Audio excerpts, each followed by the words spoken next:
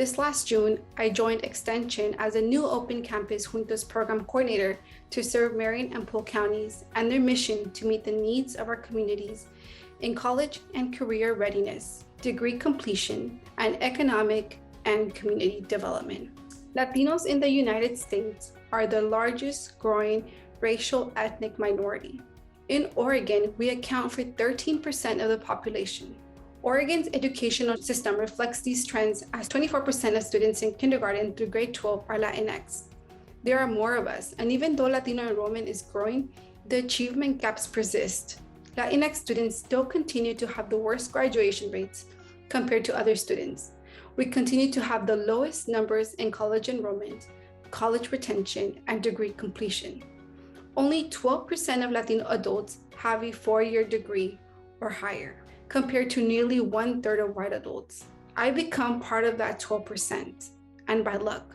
Dr. Tara J. Yoso's cultural wealth model examines 6 forms of cultural capital that students of color experience from an appreciative standpoint. Yoso's framework emerges from a shift in viewing communities of color as disadvantaged and instead as communities who have capital that is different from the one we have traditionally learned about in the US context. Yoso shares that oftentimes the community cultural wealth of students of color is specifically overlooked in the education system.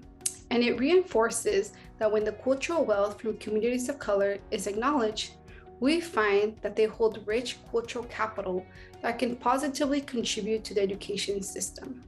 What if these expectations came from community members, school staff, and mentors? The lives we would touch, the dreams that would come true. Our community needs us, leaders who care, who see our worth.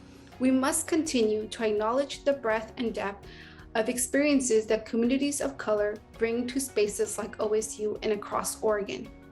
And we must continue to learn from their life journeys to meet them where they are and create programming that enhances their capital and community cultural wealth, while also challenging policies and practices that perpetuate inequalities and get in the way of celebrating diversity.